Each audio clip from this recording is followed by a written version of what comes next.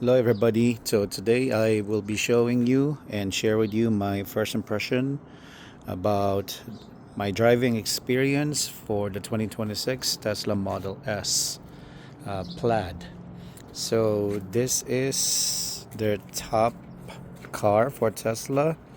It's the most expensive one that they have next to the X. And unfortunately, this year would be their last year. They're not going to be making these cars anymore. So, looking at the side profile, it's the same, just like the Model 3. It has a fastback coupe. I think these are 19 inches wheels, and it has a polarizing front design. They didn't really do much as far as changing the design wise for this car. Since it's successful, why not change it, right? So why change something that is working? Um, the side is really nice, and I really like the color for this. And as you can see, when I approach the car, it automatically retracts the handles and the mirror as well. It's not folded anymore. So this is how it looks like from the back. I'm not gonna show you the plate number. I will try to avoid showing that. But the back, it looks really aggressive. Um, yeah, this car is nice. So let's go inside. So this is the interior looks like. I'd like to spend more time showing you this. It has a yoke design steering wheel, which reminds me more of like a gamer, or when you're using this kind of yoke when you're playing online games for racing or whatnot. Since I've been driving my Model 3 for a while now, I kind of miss having this front screen, since I'm most of the times I'm just looking at this one, since there's really nothing to look at on my Model 3. So it's kind of, I think Tesla should make this standard as well for the rest of their lineup. Having a dash in front of you, looking at your speed, your on this case the charge. As you can see right here, this is not a touchscreen though compared to this one. Um, it makes you, at least for in my opinion, it makes you focus more on the road rather than you looking at this on the side of of the screen, since all the information are here. I don't know. It's just a personal preference. I would rather have a dashboard where I can see at least my speed limits, those kind of things. I'm so used of driving cars with a dashboard in front of me. It doesn't have a stock, which is something that I also didn't get used to while driving this. It took me a little bit before I finally familiarize myself or get myself acclimated with the buttons here. This one is for the rock, the wiper. I don't know what those are yet, and but I know this one is for the turn signals. And then if you want to drive this one, just put your foot on the pedal, and then it goes up and down. It goes up if you want to drive it, and then back for reverse. And then of course you just tap this thing here for parking. So that's how it's very easy. If you're using Tesla for a while now, it's easy to use this system that they have, since pretty much it's a standard. Nothing really fancy as far as that. The screen, it has the same functionality, same as the other Tesla models that they have. It's just this one. the yoke steering wheel.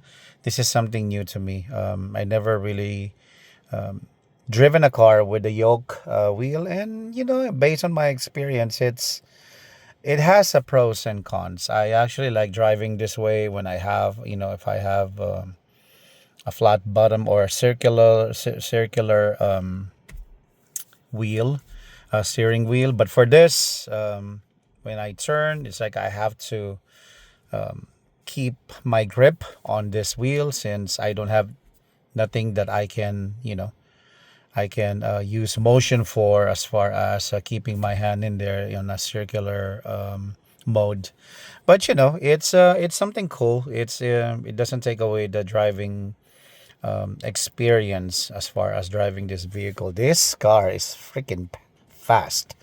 I think it has 1,020 horsepower, and as far as the motor, I think it has like I think tri motor, so it goes all the way up to 400 miles for single charging. So it's plenty of charge there, so you won't be worrying too much going for far distances driving. Plus nowadays, there's a lot of chargers, superchargers out there. They're pretty accessible, not like before where you'll be worrying about driving far, thinking if there will be any chargers around. But nowadays, there's actually quite a lot. The seats are perforated. My sweater, I left it here. It's also heated and cool, but there's no massage. I mean, for this price range, it's a little bit. I'm a little bit disappointed. There's plenty of room back there because this is like almost 200 inches. So, yep, there's a lot of leg room at the back. So yeah, I mean, I probably will not spend that much money if I will be using this as a daily beater. This one goes over 100,000. This is the reason why I did not choose this car. But since this car it will be discontinued. But from what I'm hearing, Tesla will continue to support its software. So maybe they will lower the price, or you can get this lower price when after this year, when they hit the used market. I don't know, but the